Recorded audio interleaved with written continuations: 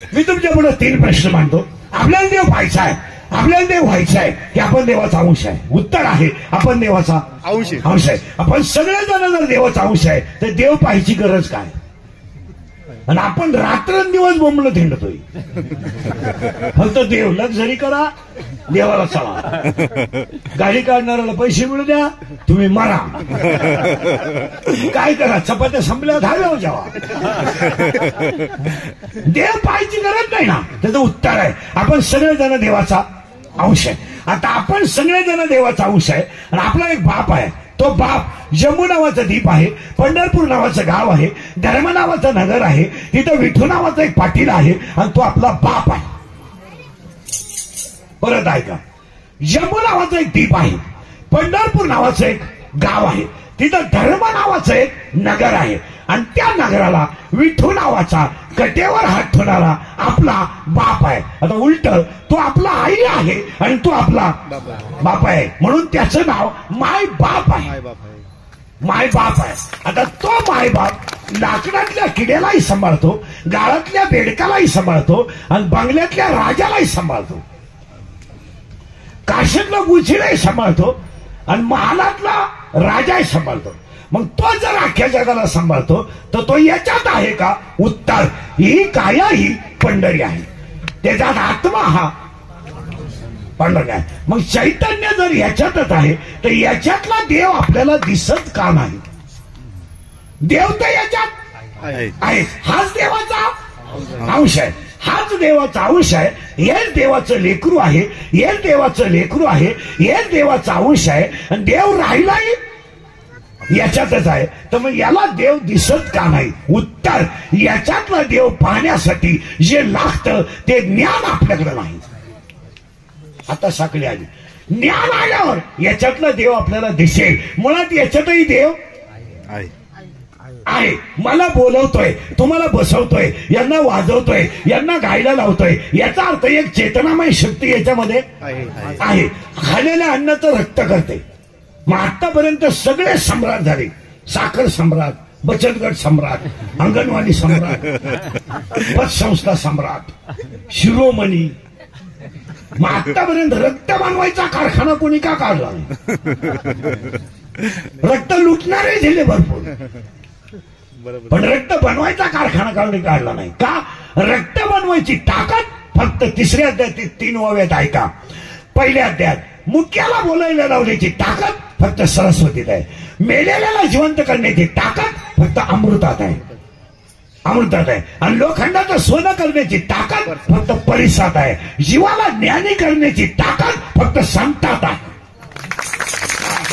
मध्ये कोणी करू शकत नाही. तुम्ही आमच्याकडे ज्ञान आहे, हे शाळेतलं MA काय करतो? MA काय करतो? रिटायर झाले, काही परवाना झाले नाही, काहीची पोरं लग्न झाले, बापाला पगार नाही, काही 40 वर्ष झाले रुपये पगार नाही, अख्खं गाव सर म्हणतंय.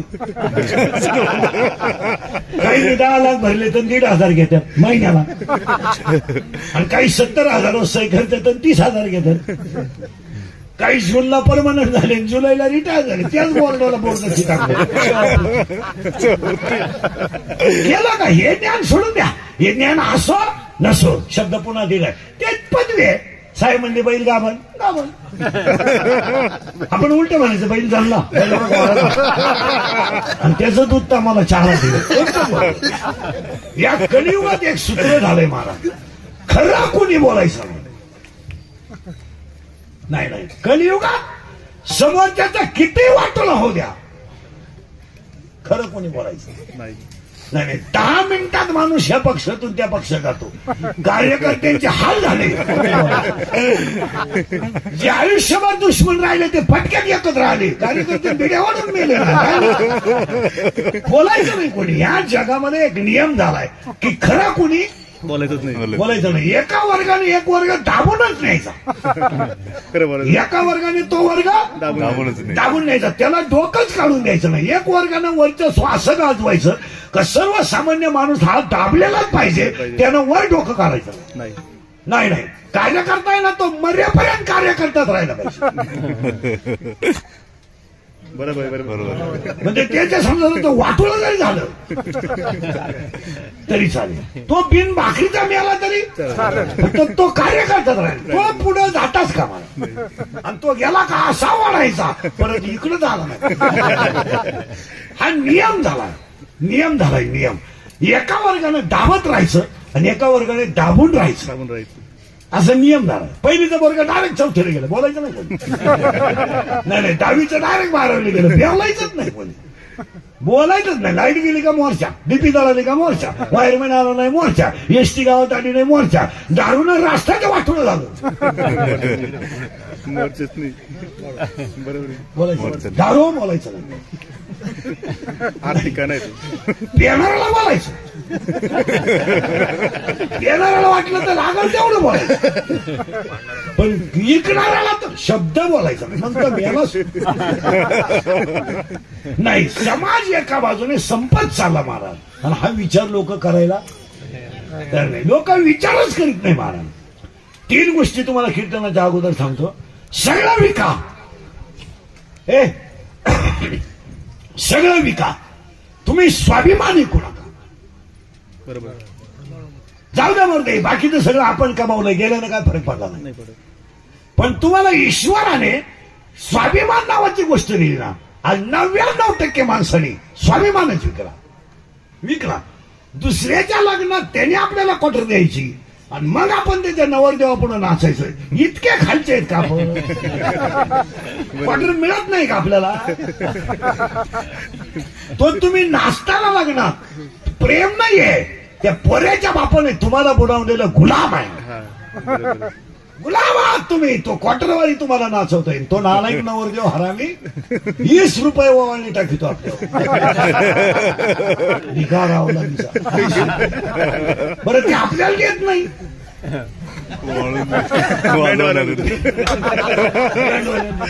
आपली अंग हलू किंमत किती आहे? 20 रुपये. आणि तो 20 रुपये आपल्यावर का टाकतो माहिती का? तो पाहणाऱ्याला सांगतो हे सगळे नालायक 20 रुपयावारी नाचा आणलेत, हे माझ्या लग्नातले माझ्या बापानं ठेवलेले गुलाबी, तरी नाचणारे जीप काढित. किती वाईट अवस्था. 20 रुपये, 1135 रुपयाला 32 बाटल्या तर दिशीचं खोकं मिळालं. 32 रुपये. आणि तो 1100 रुपये 22 माणसं नाचित, 96 कुळी माणसं. बरोबर, 96 कुळी.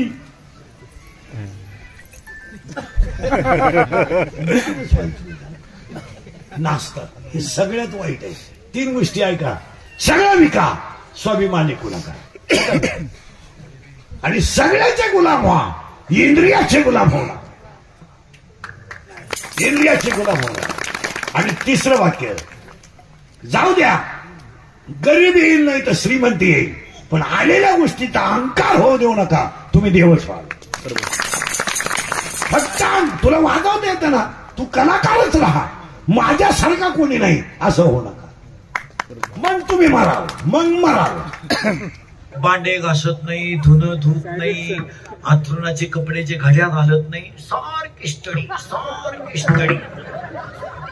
आपण कुठे स्टडी कुठं करते?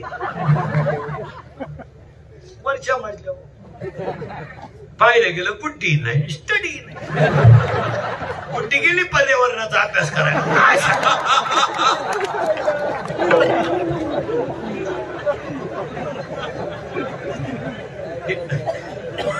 हा विनोद आहे. इंदुरीकरच्या आयुष्यात एकच फळे महाराज, मी खरं बोलतो, त्याची फळं भोगितो. सगळ्यांचे वडे खातो पण खरं बोलतो. दारू देते इतके श्रेय देते मला, ते म्हणते आम्ही किती पिऊ त्याच्या बापाचं काय जात, माझ्या बापाचं काही जात नाही, पण तू तुझ्या बापाच्या अगोदर जातो ह्याचं वाईट. पोरी तर म्हणते आम्ही पळून जाऊ नाही तर काय करू. प्यार क्या चीज है, इंद्रिकर को क्या मालूम. प्यार तो अंधा होता है, इंद्रिकर ने तो प्यार किया ही नहीं. पण ते सत्तेची. मी बोलतो हा विनोद आहे, विनोद. लहान पोरं पटकन बोला, बैठे बैठे साधा. सावधान म्हणजे वटावली तो.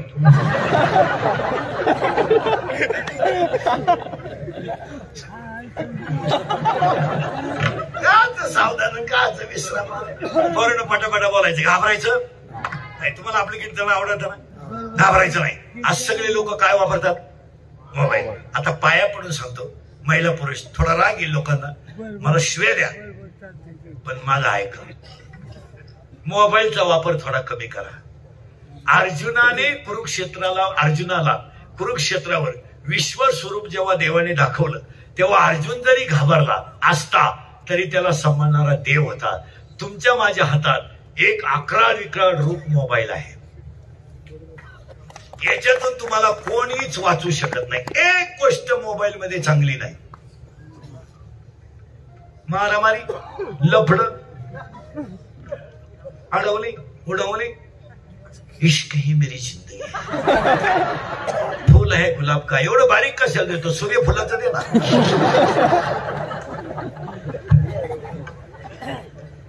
आणि मोबाईल मुळे काय झालंय का मिनिटात सांगतो. सांगू का पुढे जाऊ?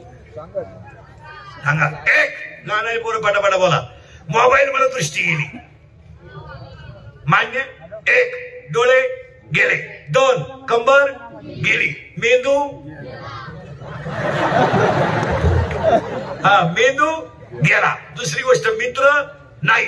आणि मोबाईल मुळे सगळ्यात महत्वाची गोष्ट संवाद संपला. बोलत नाही लोक. आता मोबाईल मुळे झोप येत नाही. झोप यावा, गाणारी पोरं पटापटा बोला. झोप यावा म्हणून त्याने क्वार्टर सुरू केली. काय क्वार्टर मुळे त्याला झोप आली, पण क्वार्टरला काय लागतात? पैसे. मग पैसे नसल्यामुळे त्याने चोरी सुरू केली. अगोदर घेतला मोबाईल, प्यायला लागला क्वार्टर, पैसे कमी पडले म्हणून करायला लागला चोरी करून त्याने भारी मोबाईल, पटापटा बोला, भारी मोबाईल घेतला. घेताना तो गेम खेळायला लागला. 2-3 गेमचे नाव सांगा पटकन. Free fire, PUBG. करेक्ट. विकासाच्या दिशेने पहिलं.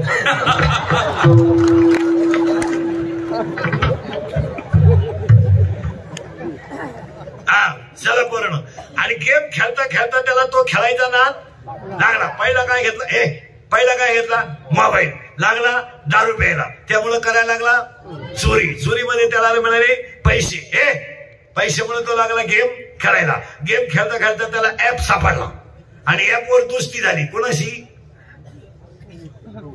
पोरीशी. करेक्ट.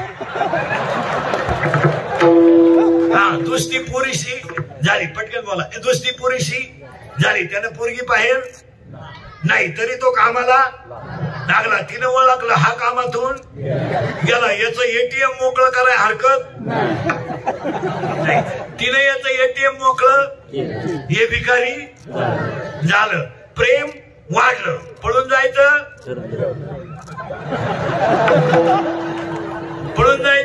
ठरलं. पळून गेले. पैसे. करेक्ट. पैसे संपले. प्रेम कमी झालं. तिला तिच्या पहिल्या प्रियकराचा फोन, त्यामुळे याला लोड आला. याला तिच्या ठेवून दिली. ती निघून याला टेन्शन आलं. हा मोकार प्याला आणि जाग्यावर आणि त्याच्या 10वेला इंदुरीकरचं प्रवचन ठेवलं. आता काय वांग सांगू का 10व्यात?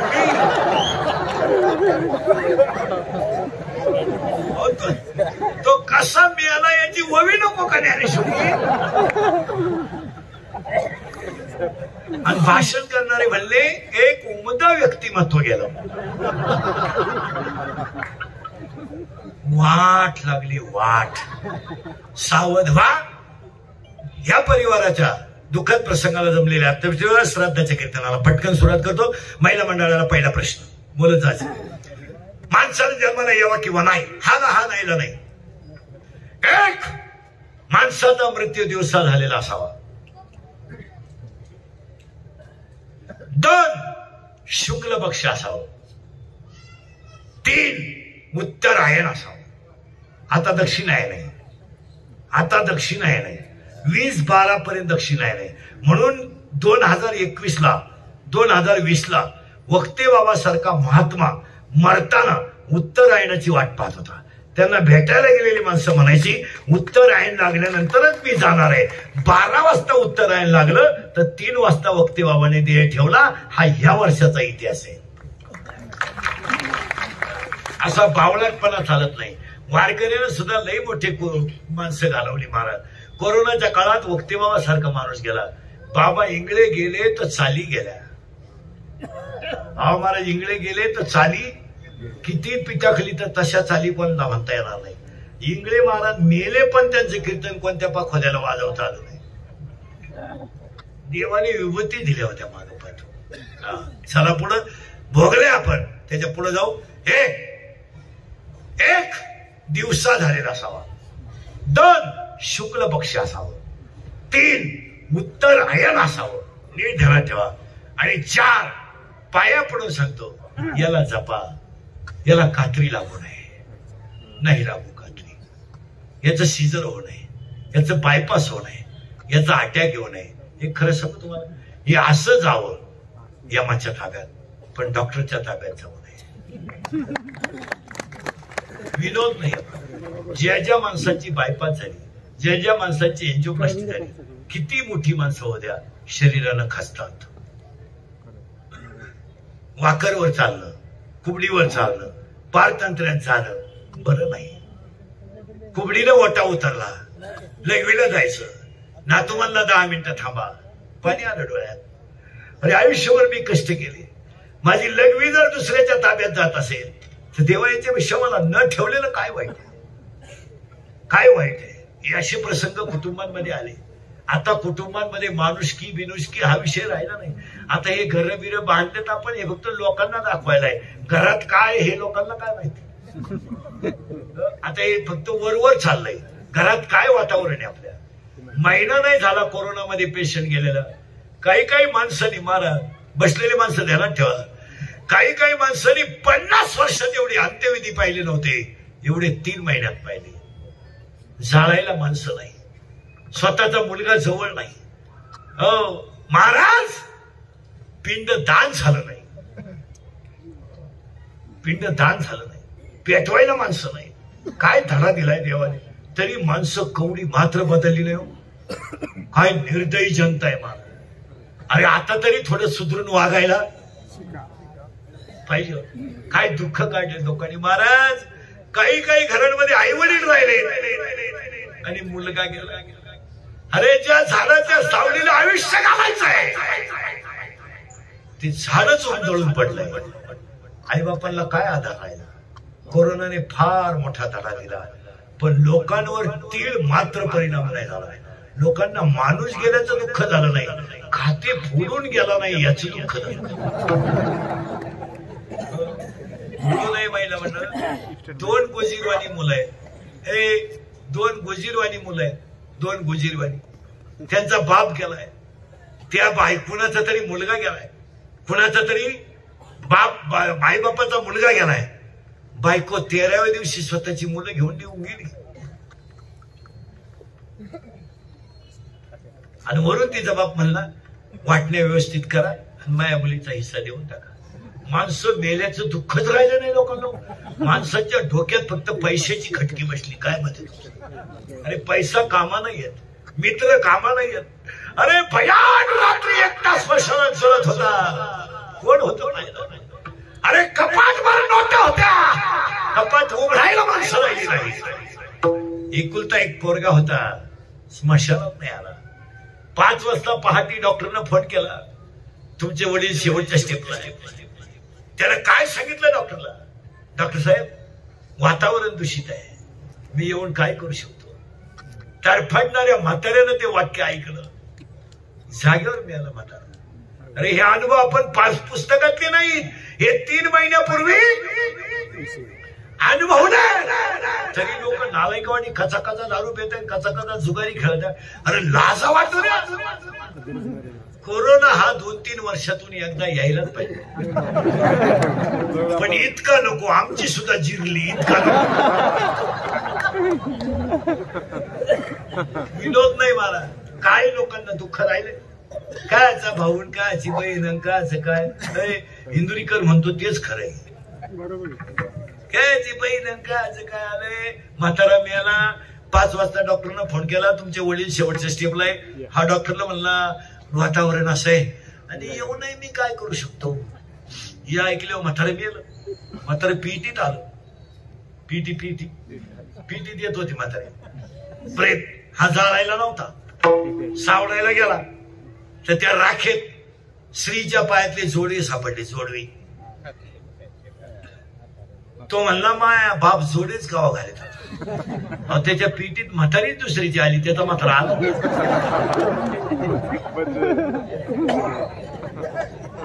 आणि ज्याची म्हातारी गेली तो नुसता राग चढायचा. म्हातारी मरू द्या जोडे पुढे गेले. बाबाच्या आईला काय सांगू. जन हे सुखाचे